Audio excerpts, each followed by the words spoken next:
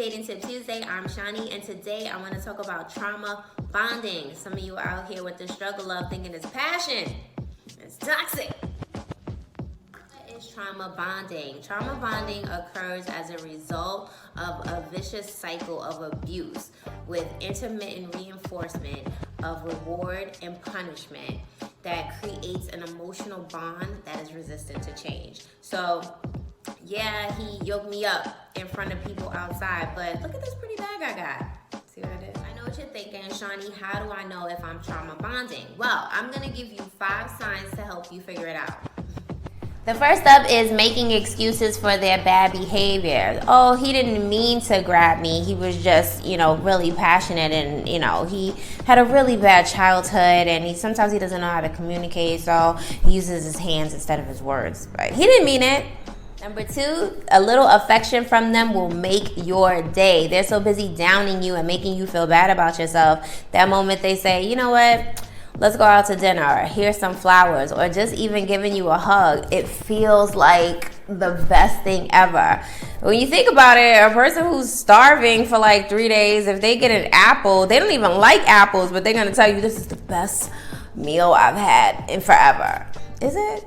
Number 3, there is a predator and prey dynamic, right? So they may prey on your vulnerabilities that you've shared. So maybe you're not really financially in a position to purchase something really expensive. Well, they will belittle you and make you feel bad about yourself, and then they'll provide you with that one thing that you can't afford, and then you think they're like the best thing ever. Number 4, you kind of secretly crave the drama, right? I'd rather argue with you and fight because we have that passion and you're paying attention to me versus you ignoring me because you may be entertaining somebody else and providing those things that I'm craving, that affection that I want from you. Number 5, you are walking on eggshells. You take preventative measures because you don't want to set them off. So if you post a really nice picture on Instagram and maybe a girl comments, oh my God, you look so handsome, delete.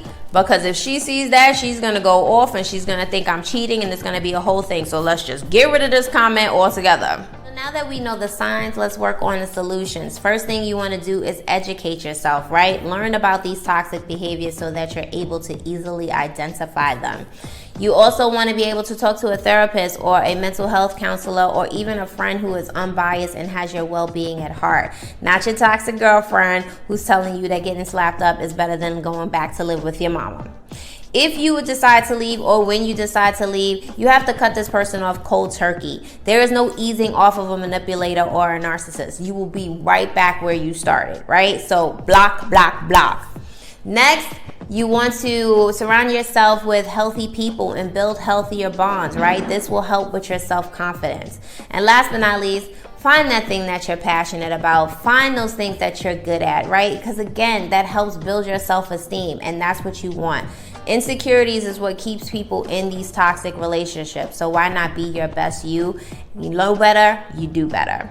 Happy dating.